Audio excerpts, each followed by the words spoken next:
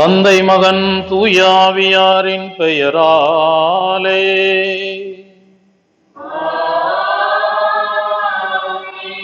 நம் ஆண்டவராய் இயேசு கிறிஸ்துவின் அருளும் கடவுளின் அன்பும் தூய ஆவியாரின் நட்புறவும் உங்கள் அனைவரோடும் இருப்பதாக.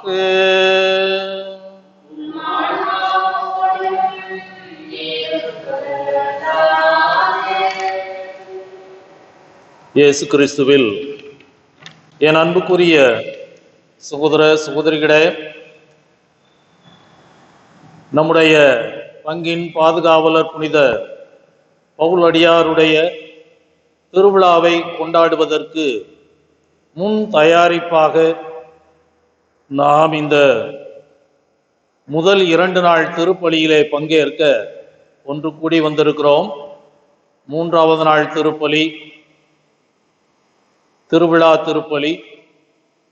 ஆகவே இந்த முதல் நாள் 2ஆம் நாள் திருப்பலிகள் அந்த 3வது நாள் திருநாள் திருப்பலிக்கு ஆயத்தமாக இருக்கின்றது. ஆகவே இந்த நிலையில் இறை மக்கள் அனைவரும் ஆலயத்திலே ஒன்று கூடி திருவிழாவை கொண்டாட இயலாத ஒரு நிலையில் இந்த திருப்பலிக்கு உதவி செய்கின்றவர்கள் மட்டும் இந்த திருப்பலியிலே பங்கேற்று உங்களோடு இணைந்து நானும் புனித பவுலடியாருக்கு நன்றி செலுத்தவும், அவரின் வழியாக நம்முடைய வேண்டுதல்களை தெரிவிக்கவும், நம்முடைய தேவைகளை கேட்டு பெறவும், நம்முடைய பங்கு மக்கள் அனைவருக்காகவும் அனைவரின் சார்பாகவும் இந்த திருப்பலியை ஒப்பு கொடுக்க வந்திருக்கின்றோம்.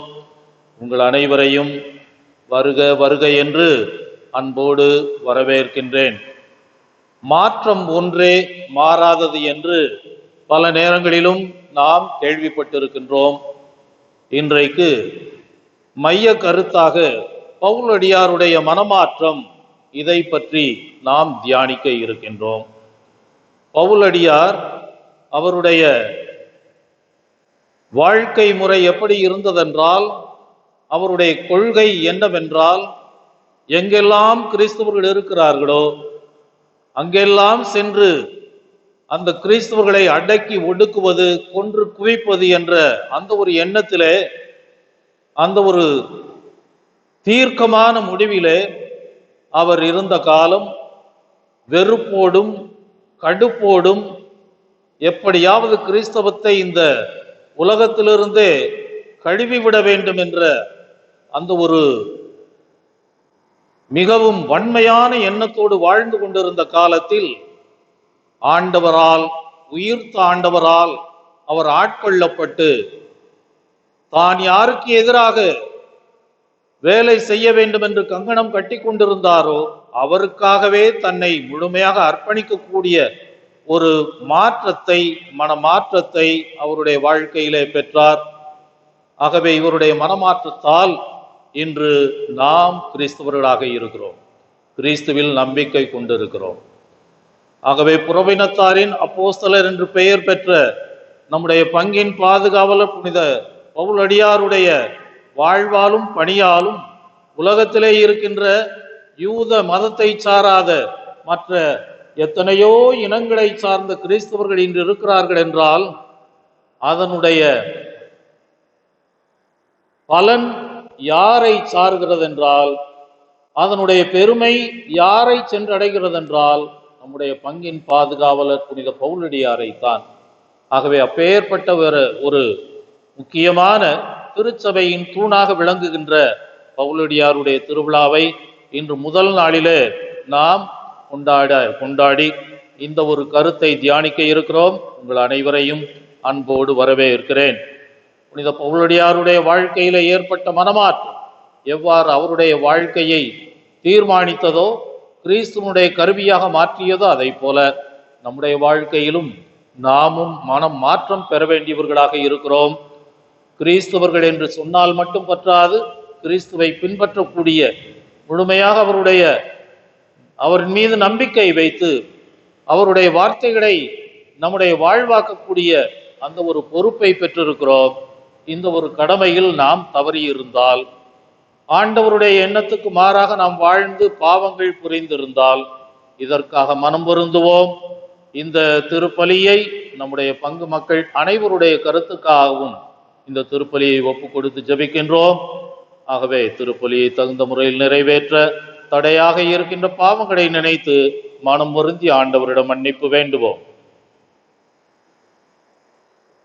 எல்லாமுள்ள இறைவனிடமும்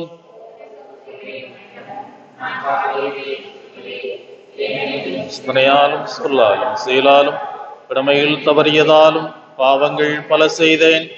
என் பாவமே, என் பாவமே, என் பெரும் பாவமே. ஆகையால் எப்பொழுதும் கன்னியான புனித மரியாவையும் வானதூதர் புனிதர் அனைவரையும் சகோதர சகோதரிகளையும் விடையும் நம் இறைவனாகிய ஆண்டவரிடம் எனக்காக வேண்டிக் கொள்ள மன்றாடுகின்றேன். எல்லாமுள்ள இறைவன் நம் மீது இரக்கம் வைத்து நம் பாவங்களை மன்னித்து நம்மை நிலை வாழ்வுக்கு அழைத்து செல்வாராக.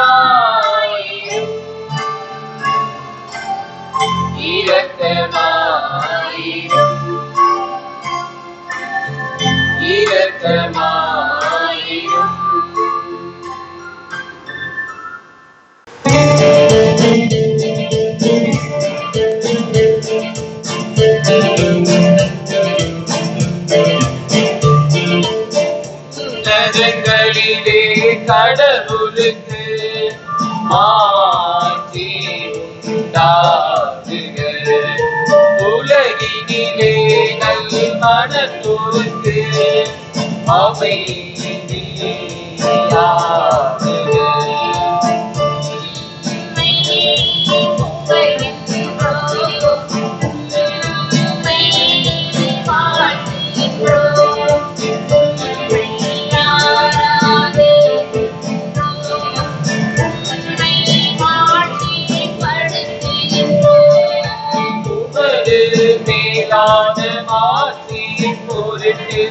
உமக்கு நன்றி கூறுகின்றோம்.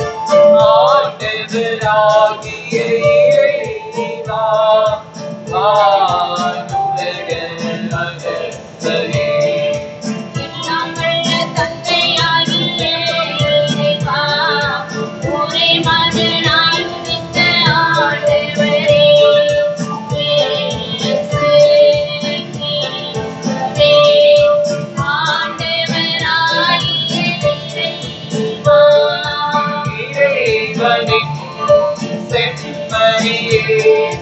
தந்தையின் திருமகனே உலகின் பாவங்களை போக்குபவரே, எங்கள் மேல் இரக்கமாயிரும். உலகின் பாவங்களை போக்குபவரே, எங்கள் மன்றாட்டை ஏற்றருளும். தந்தையின் வலம் பக்கம் வீற்றிருப்பவரே, எங்கள் மேல் இரக்கமாயிரும். ஏனெனில் இயேசு கிறிஸ்துவே நீரொருவரே தூயவர். நீரொருவரே ஆண்டவர், நீரொருவரே உன்னதர். தூய ஆவியாரோடு தந்தையாகிய இறைவன் ஆட்சியில் இருப்பவர் நீரே. ஆட்சியில் இருப்பவர் நீரே. ஆமென். ஆமென்.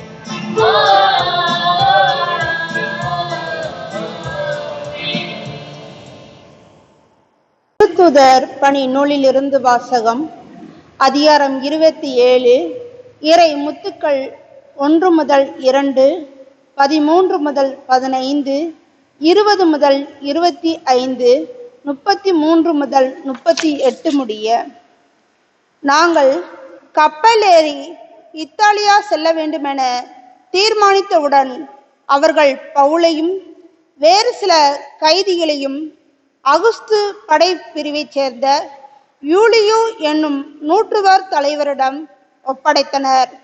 நாங்கள் அதிராமித்தியா கப்பல் ஒன்றில் ஏறினோம். அது ஆசியா மாநிலத்து துறைமுகங்களுக்கு செல்லவிருந்தது. எங்களுடன் தெசலோனிக்காவைச் சேர்ந்த அரிஸ்தர்க்கு என்னும் மாசிதோனியாரும் இருந்தனர். தென்றல் காற்று வீசிய போது எங்களது நோக்கம் கைகூடியது என எண்ணி நங்கூரை தூக்கிவிட்டு கிரேத்து தீவு கரையோரமாக சென்றோம். சிறிது நேரத்தில் வாடைக்கொண்டல் என்னும் பேய் காற்று வீசத் தொடங்கியது. கப்பல் அதில் அகப்பட்டு கொண்டதால் காற்று வீசிய திசைக்கு எதிராக அதை செலுத்த முடியவில்லை. எனவே காற்று வீசிய திசையிலேயே கப்பலோடு அடித்து செல்லப்பட்டோம். கதிரவனோ விண்மீன்களோ பல நாட்களாய் தென்படவில்லை. கடும் புயல் வீசி மழை பெய்து கொண்டிருந்தது. இனி தப்பி பிழைப்போம் என்னும் எதிர்நோக்கே எங்களுக்கு சிறிதும் இல்லாமல் போய்விட்டது. பல நாளாக கப்பலில் இருந்தோர் எதுவும் உண்ணாமல் இருந்தனர். பவுல் அவர்கள் நடுவில் எழுந்து நின்று கூறியது, நண்பர்களே, நீங்கள் நான் சொல்வதை கேட்டு கிரேத்து தீவை விட்டு புறப்படாமல் இருக்க வேண்டும். அப்போது இந்த கேடும் இழப்பும் நேர்ந்திருக்காது. இப்போதும் நீங்கள் மன உறுதியுடன் இருக்குமாறு உங்களுக்கு ஆலோசனை கூறுகிறேன். கப்பலுக்குத்தான் இழப்பு நேரிடுமே அன்றி உங்களுள் எவருடைய உயிருக்கும் ஆபத்து ஏற்படாது. என்மேல் உரிமை உடையவரும் நான் வழிபடுவருமான கடவுளின் தூதர் நேற்றிரவு என்னிடம் வந்து, பவுலே, அஞ்சாதீர், நீ சீசர் முன்பாக வீசப்பட வேண்டும். உம்மோடு கூட கப்பலிலுள்ள அனைவரையும் கடவுள் பொருட்டு காப்பாற்றப் போகிறார் என்று கூறினார். ஆகவே நண்பர்களே, மன உறுதியுடன் இருங்கள். நான் கடவுளிடம் நம்பிக்கை கொண்டிருக்கிறேன். அவர் என்னிடம் சொன்னவாறே நடக்கும். பொழுது விடியும் வேளை வந்தபோது பவுல் அனைவரையும் கூப்பிட்டு அவர்களை உணவருந்துமாறு வேண்டிக் கொண்டார். இன்றோடு 14 நாட்களாக நீங்கள் தொடர்ந்து எதுவும் உண்ணாமல் பட்டினி கிடந்து என்ன நிகழவென காத்திருக்கிறீர்களே. எனவே நீங்கள் உணவருந்தும்படி கேட்டுக்கொள்கிறேன். அப்போதுதான் நீங்கள் உயிர் பிழைக்க முடியும். ஏனெனில் உங்களுள் எவர் தலையிலிருந்தும் ஒரு முடி கூட விழாது என்றார். இவற்றை கூறிய பின் பவுல் அப்பத்தை எடுத்து கடவுளுக்கு நன்றி கூறி அதை பிட்டு அனைவர் முன்னிலையிலும் உண்ணத் தொடங்கினார். உடனே அனைவரும் மன உறுதி பெற்று உணவு உண்டனர். கப்பலில் மொத்தம் 276 பேர் இருந்தோம். அனைவரும் வயிறார உண்டதும் அவர்கள் கப்பலில் இருந்த கோதுமையை கடலில் தூக்கி எறிந்து அதன் பளுவை குறைத்தார்கள். இது ஆண்டவரின் அருள்வாக்கு. இன்றைய திருப்பாடல் 128. பாட வேண்டிய பல்லவி. ஆண்டவருக்கு அஞ்சி நடப்பவர் ஆசி பெற்றவர். ஆண்டவருக்கு அஞ்சி நடப்பவர் ஆசி பெற்றவர்.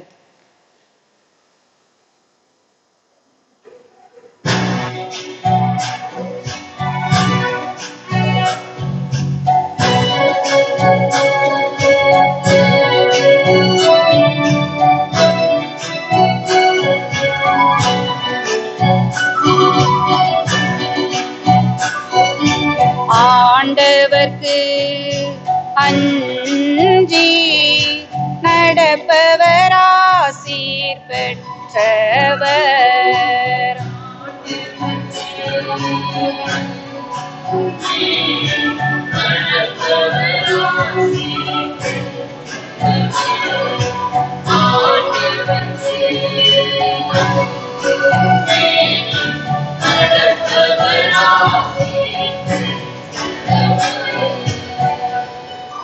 ஆண்டவருக்கு அஞ்சி அவர் வழிகளில் நடப்போர் பேறு பெற்றோர்.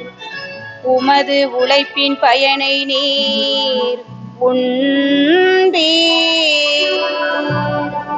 நீர் நற்பேரும் நலமும் பெறுவீர். நீர் நற்பேரும் நலமும் பெறுவீர். ஆண்டவர்க்கு அஞ்சி அவர் ஆசி பெற்றவர். ஆண்டவர்க்கு அஞ்சி நடப்பவர் ஆசி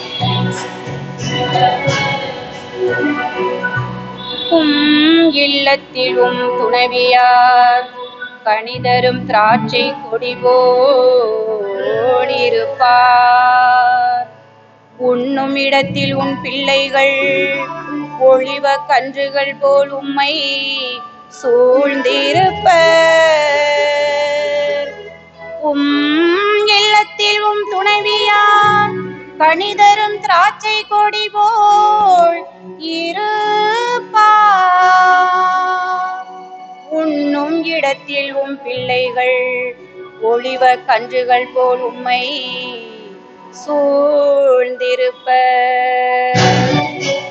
ஆண்டவர்க்கு அஞ்சி நடப்பவர் ஆசி பெற்றவர். ஆண்டவர்க்கு அஞ்சி நடப்பவர் ஆசி. ஆண்டவருக்கு அஞ்சி நடக்கும் ஆடவர் இத்தகைய ஆசி பெற்றவராயிருப்பார். ஆண்டவர் சீயோனில் இருந்து உமக்கு ஆசி வழங்குவாராக. வாழ்நாளெல்லாம் நீர் எருசலேமின் நல்வாழ்வை காணும்படி செய்வாராக. நீர் எருசலேமில் நல்வாழ்வை காணும்படி செய்வாராக. ஆண்டவர்க்கு அஞ்சி நடப்பவர் ஆசி பெற்றவர். ஆண்டவர்க்கு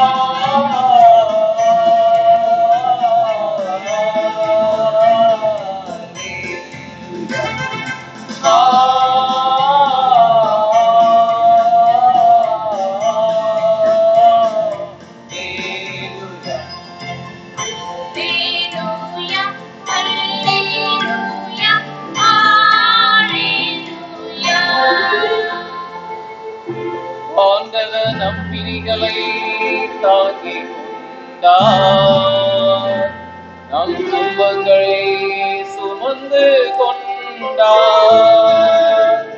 அல்லேலூயா.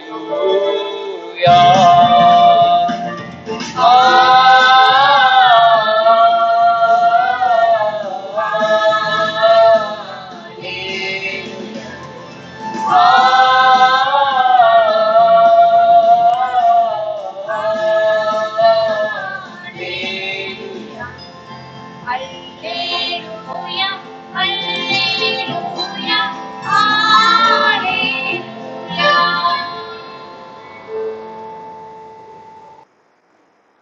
ஆண்டவர் உங்களோடு இருப்பாராக.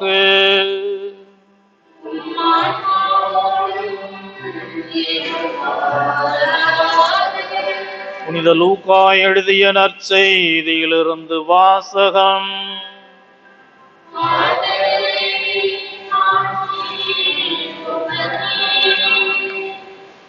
லூக்கா நற்செய்தி 8ஆம் அதிகாரம், திருவசனங்கள் 22 முதல் 25 முடிய. ஒரு நாள் இயேசுவும் அவருடைய சீடர்களும் படகில் ஏறியதும், ஏரியின் அக்கறைக்கு செல்வோம் வாருங்கள் என்று அவர் அவர்களுக்கு சொன்னார்.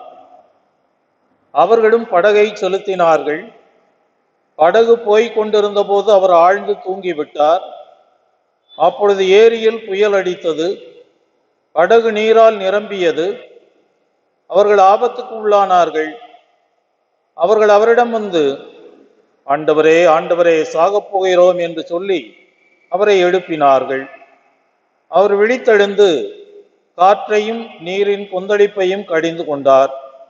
உடனே அவை ஓய்ந்தன, அமைதி உண்டாயிற்று. அவர் அவர்களிடம், உங்கள் நம்பிக்கை எங்கே என்றார்.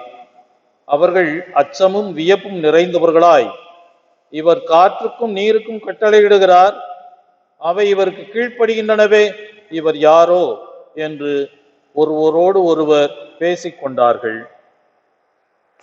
ஆண்டவரின் அருள்வாக்கு.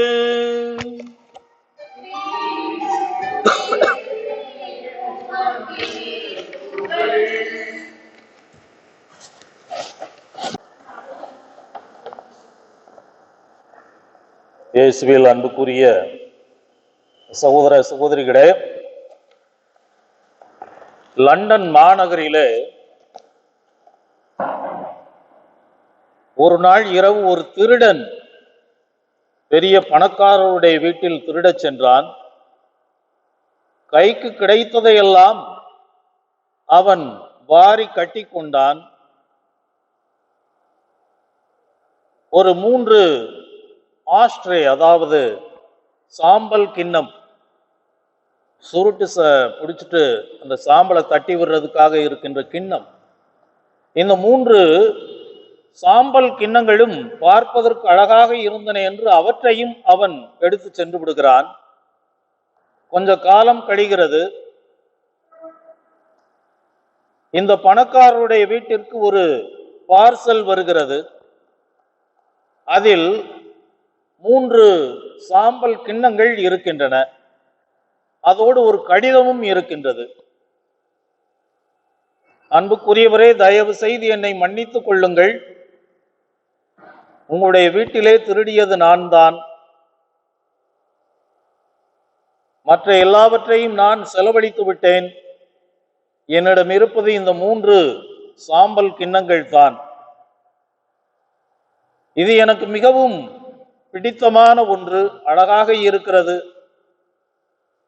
காரணம் என்னவென்றால், ஒரு நாளைக்கு எப்படியும் 3 பாக்கெட் சிகரெட் நான் குடித்து விடுவேன்.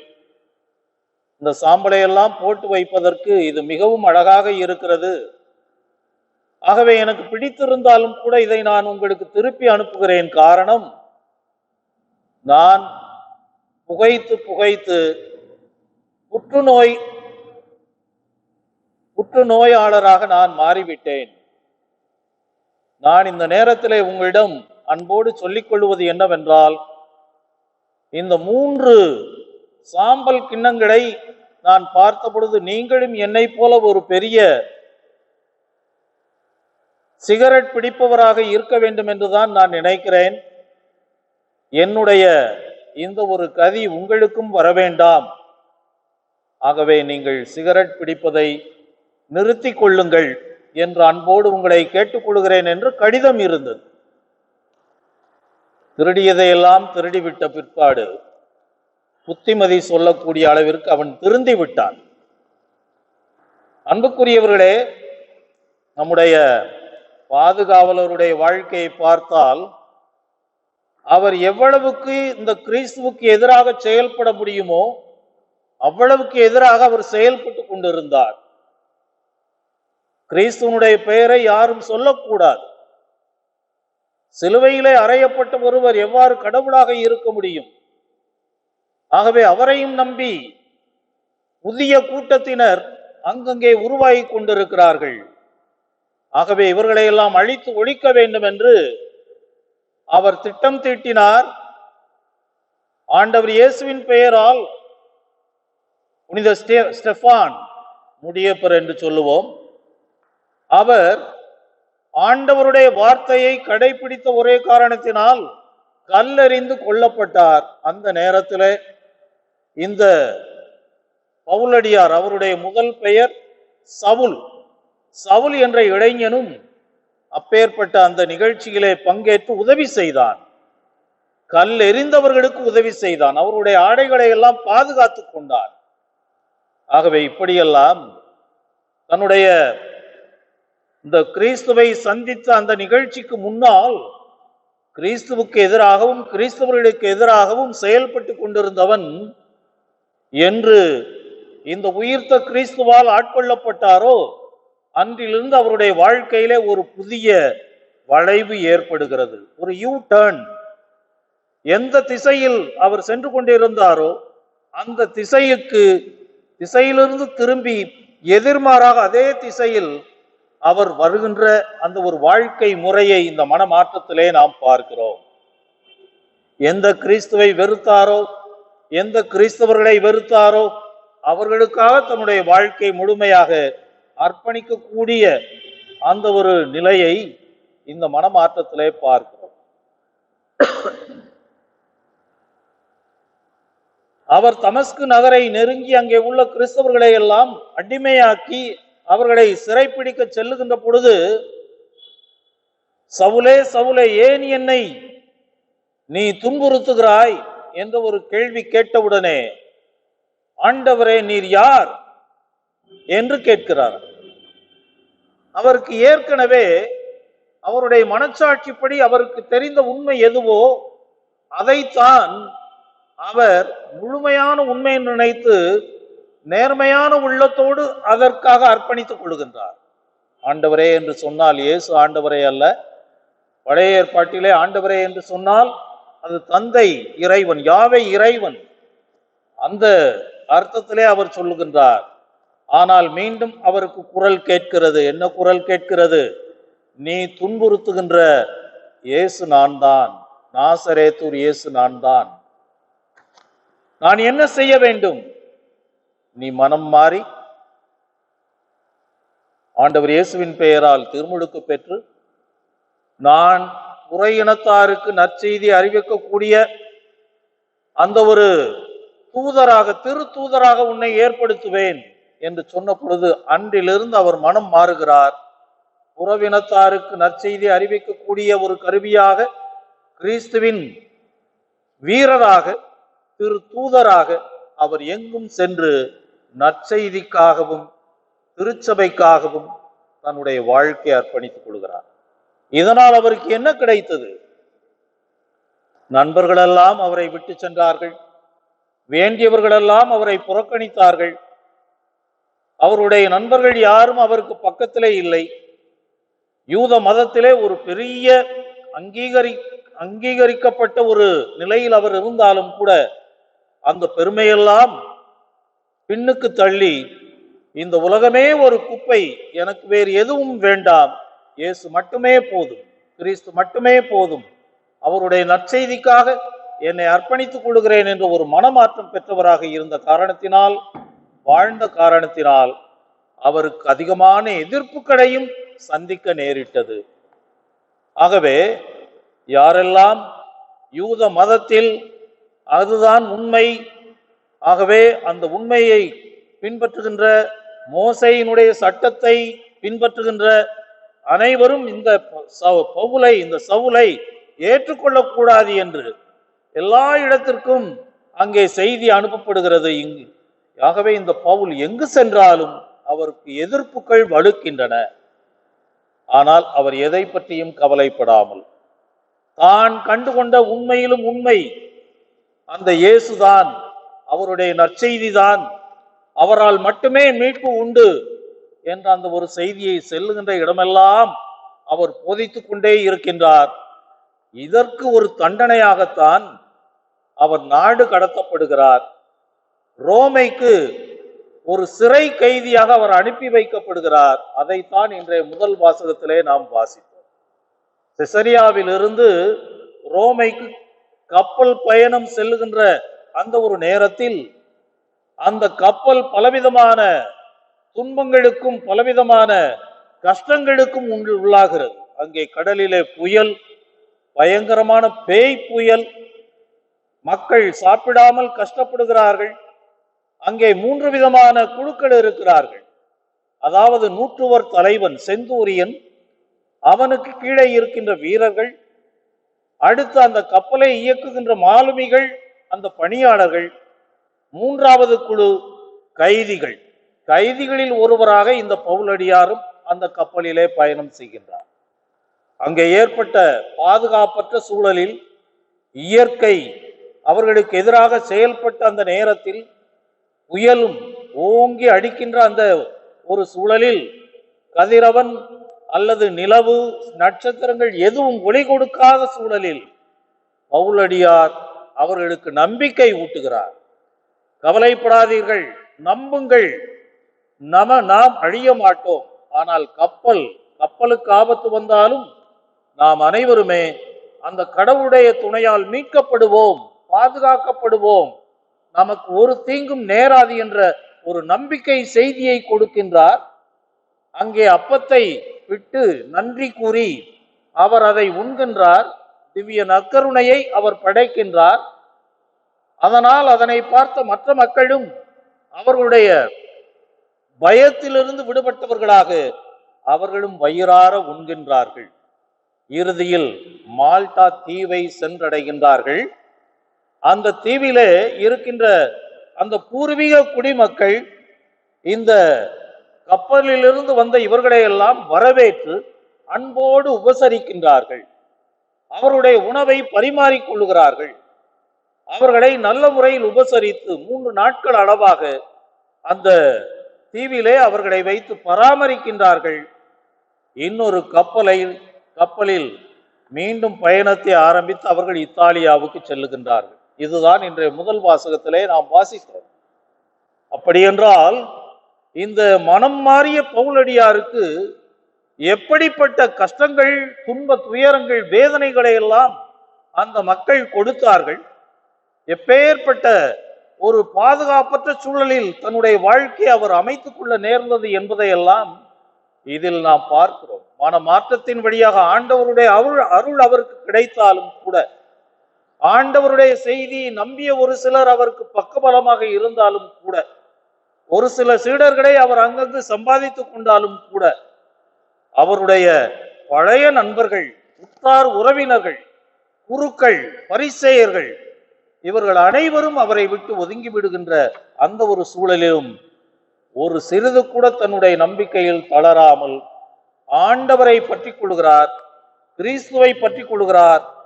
கிறிஸ்துவுடைய நற்செய்தியை எல்லா இடங்களிலும் அவர் சென்று போதிக்கின்றார். இதைத்தான் நாம் இன்றைய முதல் வாசகத்தின் வழியாக அறிந்து கொள்கிறோம். அன்புக்குரியவர்களே, இந்த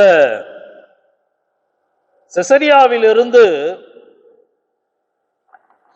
அவர்கள் இத்தாலிக்கு கப்பல் பயணம் மேற்கொள்கின்ற இந்த ஒரு நிகழ்வை நாம் பார்க்கின்ற பொழுது 3 முக்கியமான செய்திகளை நாம் பெற்றுக்கொள்வோம்.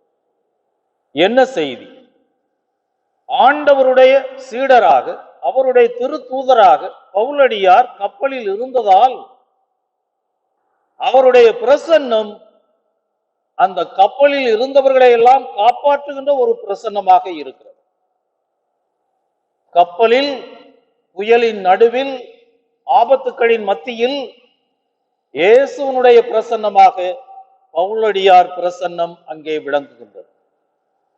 அந்த பவுலடியாரை கொன்றுவிட வேண்டும் என்று வீரர்கள் நினைத்த பொழுது அந்த செந்தூரியன் நூற்றுவர் தலைவன் அவரை பாதுகாப்பதற்காக வீரர்களுடைய எண்ணத்தை எல்லாம் அவன் மாற்றி விடுகிறான்.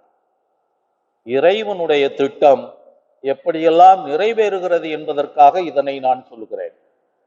பவுலடியார் ஆண்டவருடைய அன்பின் திருத்தூதராக நற்செய்தியை போதிக்க தேர்ந்து கொள்ளப்பட்ட புறவினத்தாரின் அப்போஸ்தலராக அவர் இருந்த காரணத்தால் மற்ற மனிதர்கள் எல்லாம் கைவிட்டாலும் ஆண்டவர் அவரை கைவிடவே இல்லை. அவர் வழியாக எத்தனையோ மக்களை காப்பாற்றுகின்றார். ஆகவே அவருடைய பிரசன்னம் வாழ்வு கொடுக்கின்ற பிரசன்னமாக இருக்கிறது. அழிவிலிருந்து அழிவை கடந்து வாழ்வை கொடுக்கின்ற, உயிர்ப்பை கொடுக்கின்ற ஒரு பிரசன்னமாக இருக்கிறது. அவரின் வழியாக ஆண்டவர்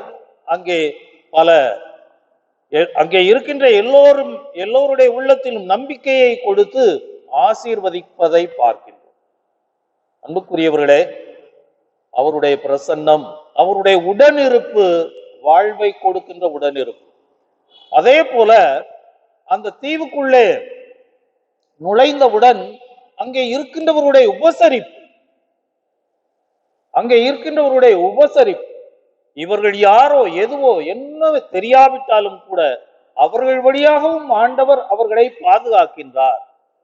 மால்டா தீவிலே நுழைந்தவுடன் அவர்களுக்கு உணவு கொடுத்து பராமரித்து வேண்டிய உதவிகளை எல்லாம் செய்து மீண்டும் கப்பல் பயணம் ஆரம்பிக்கின்ற பொழுது அவர்களுக்கு தேவையான உணவுகளையும் உடன் அனுப்பி அவ்வளவு தூரம் உபசரிக்கின்ற ஒரு நல்ல விருந்தோம்பல் தன்மை அந்த தீவு மக்களிடம் இருக்கிறது. இதுவும் இறைவன் செய்கின்ற ஒரு பெரிய புதுமைதான். அதை போல இந்த பவுலடியாரை கொல்ல வேண்டும், இவரை எப்படியாவது கொன்றுவிட வேண்டும் என்று வீரர்கள் நினைக்கின்ற பொழுது செந்தூரியன் வழியாக ஆண்டவர் அவருடைய கெட்ட எண்ணத்தை முறியடிக்கின்றார். இதுவும் அந்த ஆண்டவருடைய செயல்பாடுதான்.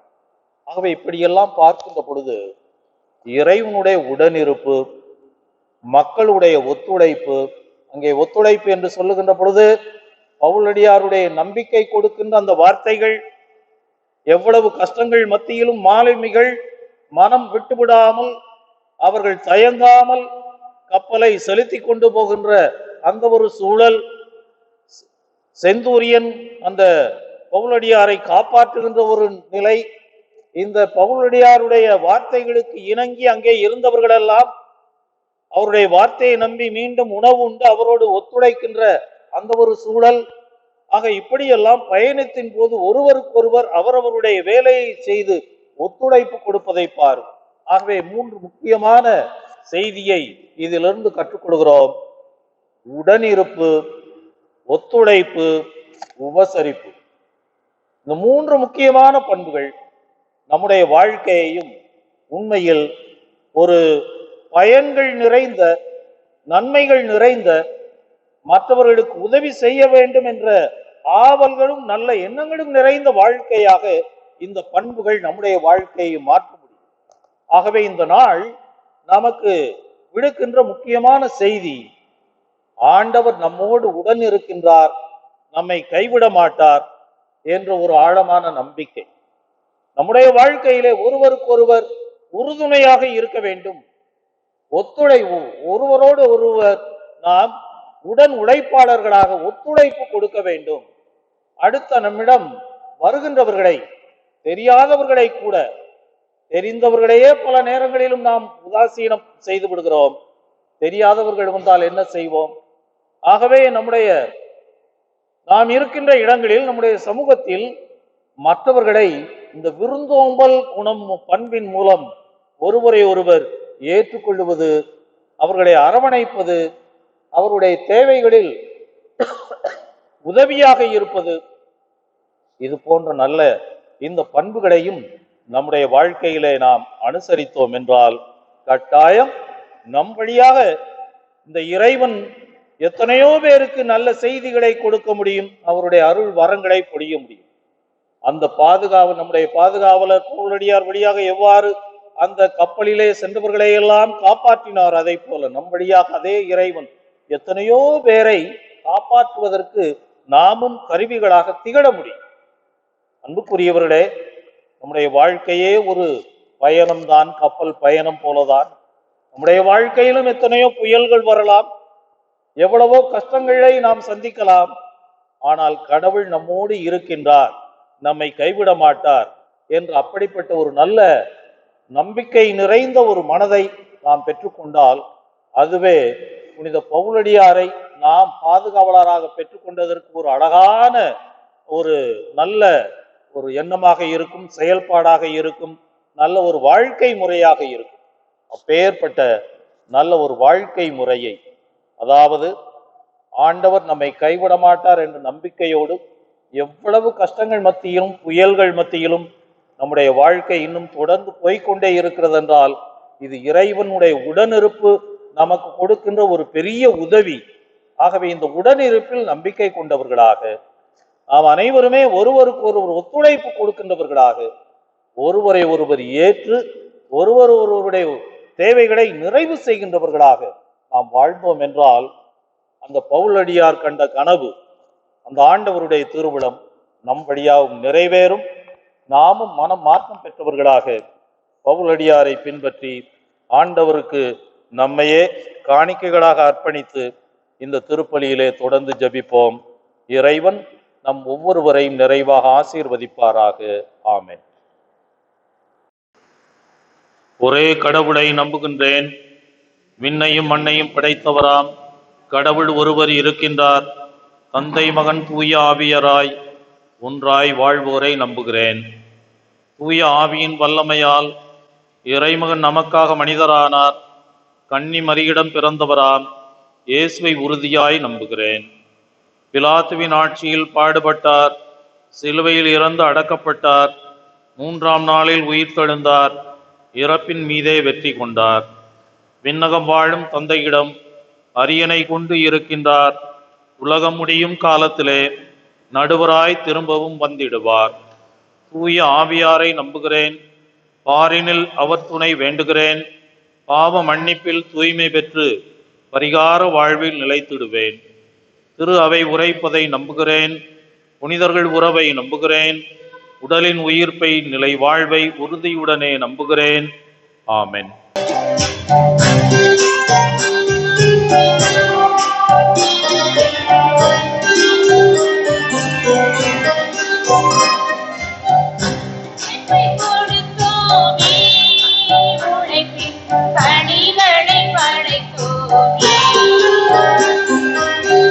உழைப்பை கொடுத்தோமே,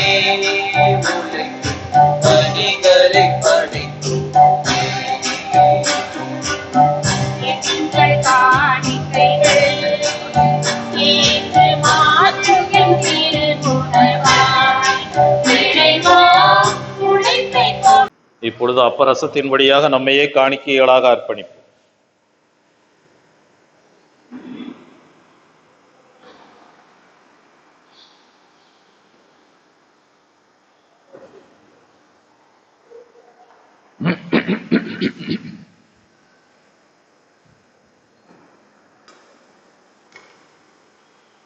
ஆண்டவரை அனைத்து உலகின் இறைவா உம்மை போற்றுகிறோம்.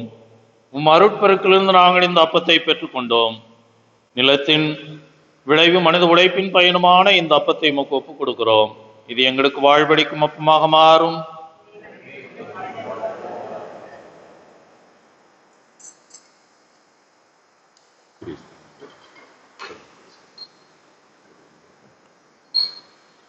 ஆண்டவரை அனைத்து உலக நிறைவாமை போற்றுகிறோம். அருட்பெருக்கில் நாங்கள் இந்த ரசத்தை பெற்றுக்கொண்டோம். திராட்சை கொடி மனித உழைப்பும் தந்த ரசத்தை நாங்கள் உமக்கு ஒப்புக் கொடுக்கிறோம். இது எங்கள் ஆன்ம பானமாக மாறும். ஆண்டவரே, தாழ்மையான மனதோடு நொறுங்கிய உள்ளத்தோடு வருகின்றங்களை ஏற்று நாங்கள் ஒப்புக் கொடுக்கின்ற காணிக்கை உமக்கு உகந்ததாவதாக. பாவங்களை நிறைவேற்றி. அன்பு சகோதர சகோதரிகளே, என்னுடையதும் உங்களுடையதுமான இந்த திருப்பலி நம் தந்தையாய் இறைவனுக்கு ஏற்றதாகும்படி மன்றாடுங்கள்.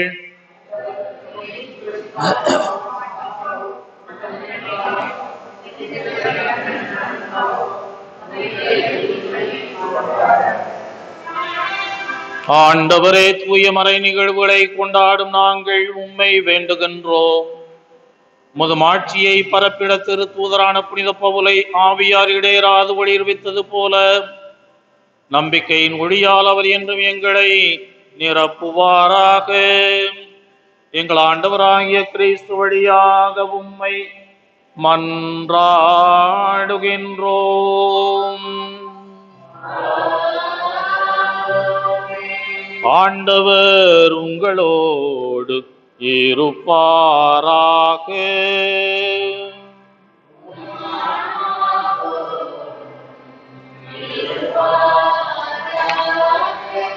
இதயங்களை மேலே எழுப்புங்கள்.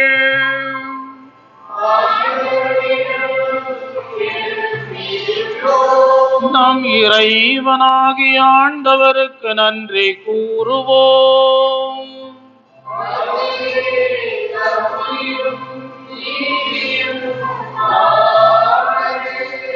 ஆண்டவரே, தூயவரான தந்தையே, என்றும் உள்ள எல்லாம் வல்ல இறைவா, எந்நாளும் எவ்விடத்திலும் நாங்கள் உமக்கு நன்றி செலுத்துவது மெய்யாகவே தகுதியும் நீதியுமாகும்.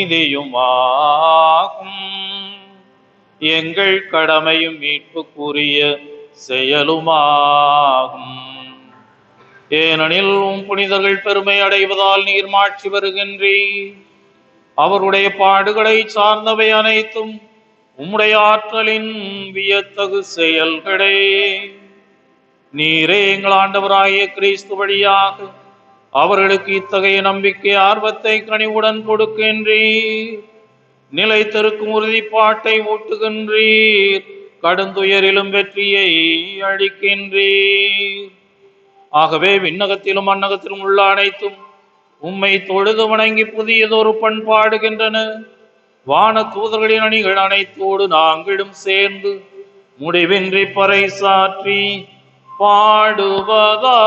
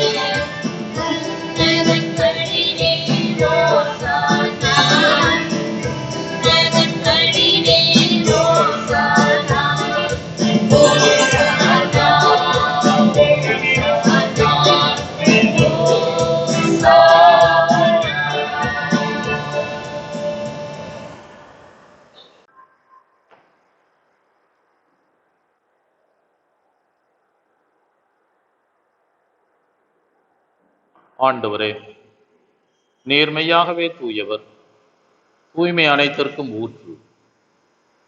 ஆகவே நம்முடைய ஆவியை பொழிந்து இந்த காணிக்கைகளை தூய்மைப்படுத்த உண்மை வேண்டுகின்றோம். இவ்வாறு எங்கள் ஆண்டவர் இயேசு கிறிஸ்துவின் உடலும் இரத்தமுமாக எங்களுக்கு இவை மார்புணவாக. அவர் பாடுபட உடம் கணிந்து தம்மை கையெழுத்த போது அப்பத்தை எடுத்து உமக்கு நன்றி செலுத்தி அதை பிட்டு தம் சீடர்களுக்கு அளித்து அவர் கூறியதாவது: அனைவரும் இதிலிருந்து பெற்று உண்ணுங்கள், ஏனெனில் இது உங்களுக்காக கையளிக்கப்படும் என் உடல்.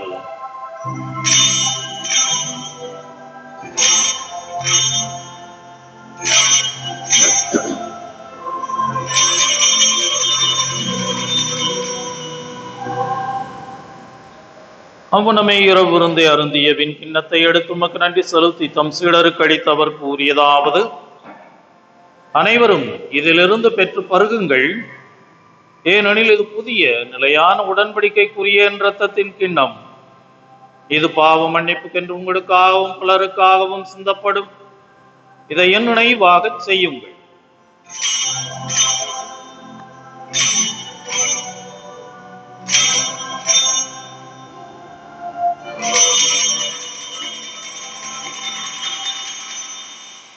நம்பிக்கையின் மறைபொருள்.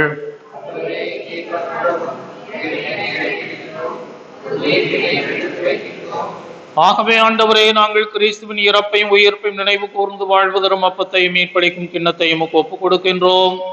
உம் திருமுனின்று உமக்கு ஊழியம் புரிய தகுந்தவர்கள் எங்களை ஏற்றுக்கொண்டீர். எனவே உமக்கு நன்றி செலுத்துகின்றோம். மேலும் கிறிஸ்துவின் உடலிலும் இரத்தத்திலும் பங்கு கொள்ளும் எங்களை தூய ஆவியார் ஒன்று சேர்க்க வேண்டுமென உம்மை தாழ்மையுடன் மன்றாடுகிறோம். ஆண்டவரே, உலகெங்கும் பரவி இருக்கும் அது திரு அவை நினைவு கூர்ந்தருளும். எங்கள் திருத்தந்தை பிரான்சிஸ், எங்கள் பேராயர் ஆண்டனி பாப்புசாமி, எல்லா திருநிலையினராகிய அனைவரோடும் இது திரு அவை அன்பில் நிறைவு பெறச் செய்தருளும். நீர் உலகில் நம்மிடம் அழைத்து கொண்ட, முக்கியமாக இந்த கொரோனா நோயினால் எத்தனையோ பேர் எங்களிடமிருந்து விடை பெற்று கொண்டார்கள். ஆண்டவரே, இவர்களையெல்லாம் உம்முடைய நித்திய பேர் இன்பத்திலே இணைத்து அவர்கள் அனைவரையும் இந்த உலகில் எப்படி அவருடைய உம்முடைய திருமகனின் இறப்பில் இணைக்கப்பட்டிருந்த இவர்கள் மீண்டும் இறப்பில் இணைக்கப்பட்டிருந்தார்கள், அதை போல மீண்டும் உயிர்ப்பிலும் அவரை போல இருக்க அவர்களுக்கு நீர் உம்முடைய அமைதியை, பேரின்பத்தை, உம்மோடு இருக்கக்கூடிய அந்த ஒரு பெரிய கொடையை அவர்களுக்கு கொடுத்தருளும். மேலும் உயிர்த்தெழும் எதிர்நோக்குடன் தொழில்களும் எங்கள் சகோதர சகோதரிகளையும் இறந்தோர் அனைவரையும் இரக்கத்தோடு நினைவு கூர்ந்துமது திருமுகவழியினோடு ஏற்றருளும். எங்கள் அனைவர் மீதும் இரக்கமாயிரும். கடவுளின் கன்னித்தாயான புனித மரியா, உன்னுடைய கணவரான புனித யோசேப்பு, புனித திரு தூதர்கள், இவ்வுலகில் உகந்தவர்களாய் வாழ்ந்த புனிதர்கள் அனைவரோடும் நாங்கள் நிலை வாழ்வில் பங்குள்ளும் தகுதி பெற்று உம் திருமகன் இயேசு கிறிஸ்து வழியா உம்மை புகழ்ந்தேத்தும் வரமருட உம்மை மன்றாடுகின்றோம். இவர் வழியாக இவரோடு இவரில் எல்லாம் வல்ல இறைவனாகிய தந்தையே, தூயாவியாரின் ஒன்றிப்பில் எல்லா புகழும் ஆட்சியும் என்றென்றும் உமக்கு உரியதே.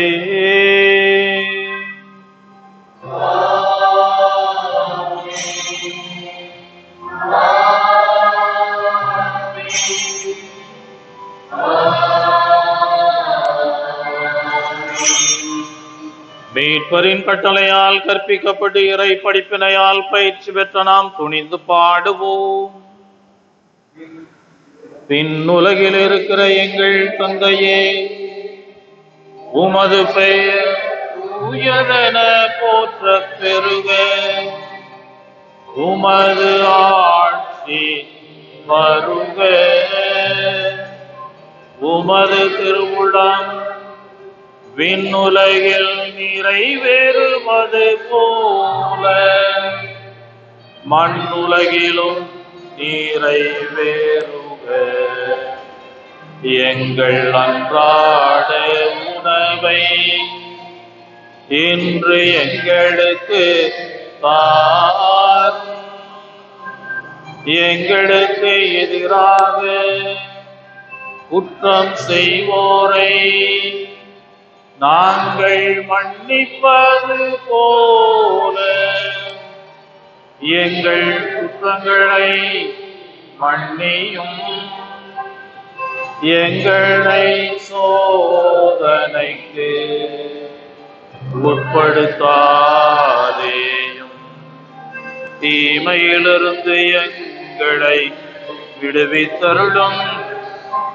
ஆண்டவரே, தீமை அனைத்திலும் இருந்து எங்களை விடுவித்து எங்கள் வாழ்நாளில் அமைதியை கனிவுடன் அருள உம்மை மன்றாடுகின்றோம். முதைய இரக்கத்தின் உதவியால் நாங்கள் பாவத்திலிருந்து எப்போதும் விடுதலை பெற்று யாதொரு கலக்கமுமின்றி நலமாயிருப்போமாக. நாங்கள் எதிர்நோக்கி இருக்கும் பேரின்பத்துக்காகவும் எம் மீட்பராகிய இயேசு கிறிஸ்துவின் வருகைக்காகவும் காத்திருக்கின்றோம்.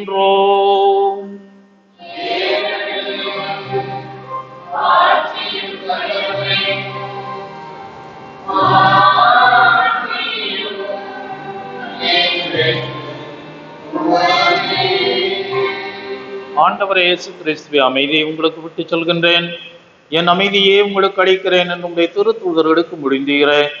எங்களுடைய பாவங்களை பாராமல் உமது திரு அவை நம்பிக்கையை கண்ணோக்கி முது திருவிடத்திற்கு ஏற்பதற்கு அமைதியும் ஒற்றுமையும் அளிப்பீராக. என்றென்றும் வாழ்ந்து ஆட்சி செய்கின்றவர் நீரே.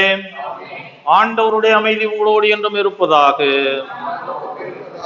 ஒருவருக்கொருவர் இறைவன் கொடுக்கின்ற அமைதியை பகிர்ந்து கொள்ளுவோம்.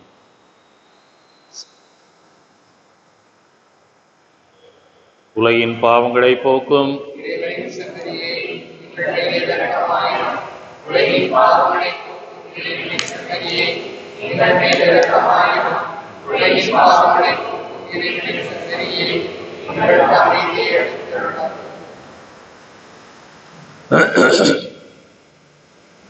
தூய இறைவனின் செம்மறி, ஒரே உலகின் பாவங்களை எல்லாம் போக்குகின்றவர், செம்மறியின் விருந்து கழைக்கப்பட்ட நாம் அனைவருமே பேறு பெற்றோர்.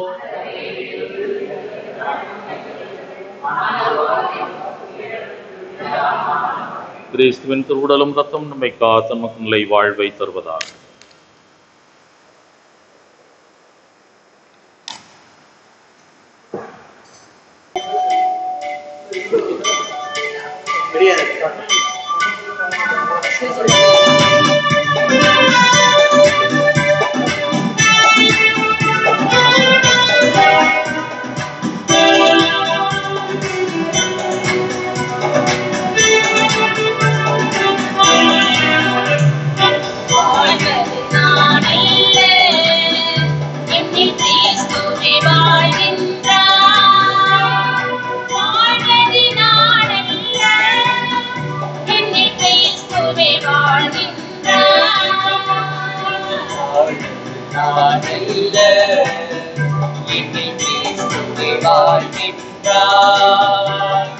வாழ்வது நானல்ல, என்னில் கிறிஸ்துவே வாழ்கின்றார்.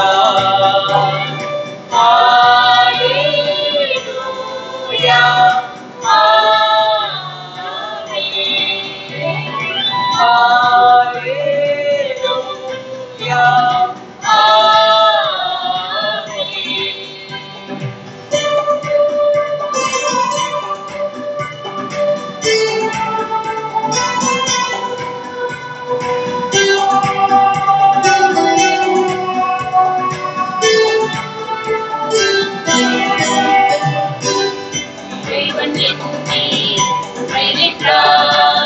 இன்பம் எனக்கு தருகின்றார், இன்பம் எனக்கு தருகின்றார், அன்பும் அருளும் பொழிகின்றார்.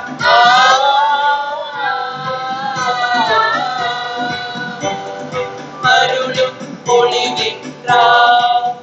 என்னை முழுவதும் ஆழ்கின்றார், வாழ்வது நானல்ல, என்னில் கிறிஸ்துவே வாழ்கின்றார்.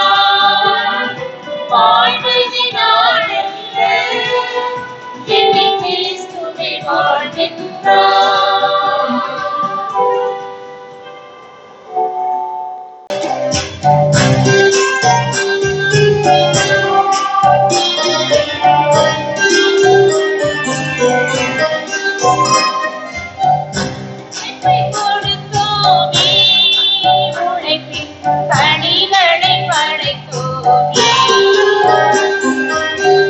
உழைப்பை கொடுத்தோமே, உழைக்கும் பணிகளை படைத்தோமே.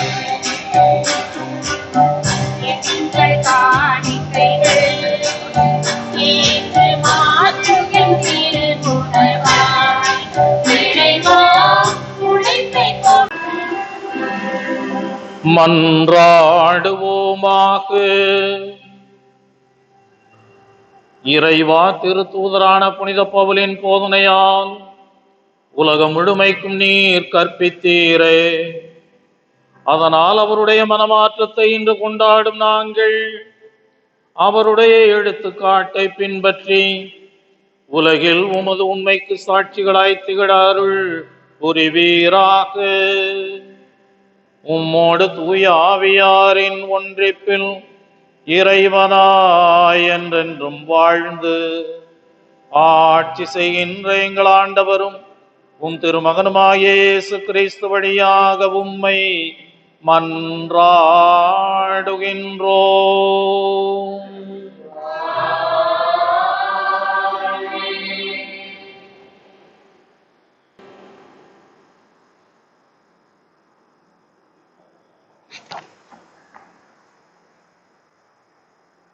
ஆண்டவர் உங்களோடு இருப்பாராக.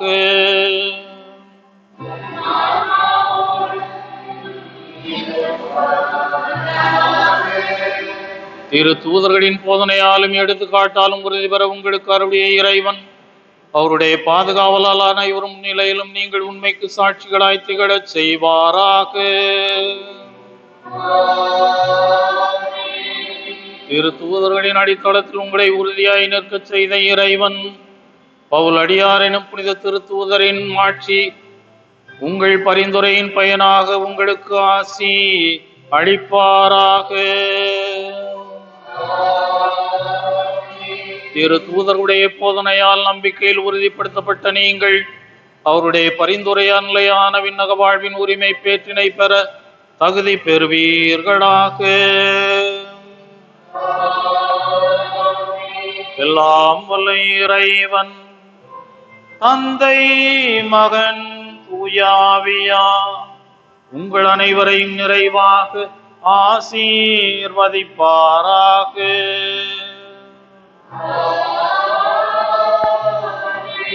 அன்பிலும் ஒற்றுமையிலும் நம்பிக்கையிலும் வாழ்ந்து சான்று பகர சென்று வாழ்வோம். திருப்பலி நிறைவேறிற்று.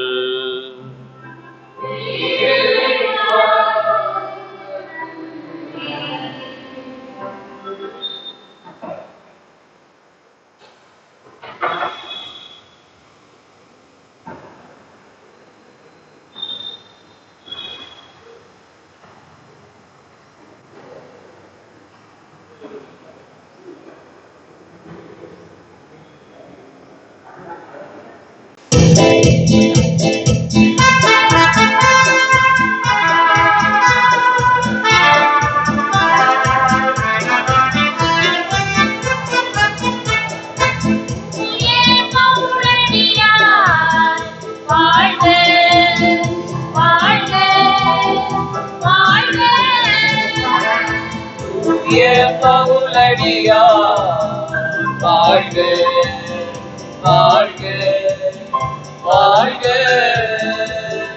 புகழ்வோம் மரணே வாழ்க வாழ்க. புகழ்வோம் பரனை என்றும் வாழ்க வாழ்க.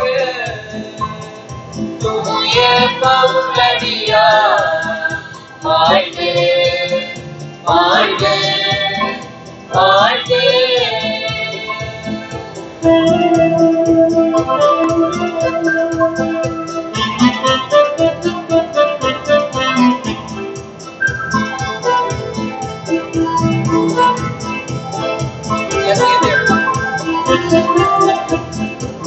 நாடுகள் தீவுகள் கடல்கள் கடந்து கயவர் மனங்களை மாற்றச் செய்தார். காடுகள் தீவுகள் கடல்கள் கடந்து கயவர் மனங்களை மாற்றச் செய்தார். வாழ்வதினாலல்ல என்று உரைத்தார். கிறிஸ்துவே எம்மில் வாழ்க வென்றாய். வாழ்வதினாலல்ல என்று வைத்தார். கிறிஸ்துவே எம்மில் வாழ்க வைத்தார். வாழ்க வாழ்க வாழ்க வாழ்க வாழ்க வாழ்க வாழ்க வாழ்க. தூய பவுலடியார் வாழ்க வாழ்க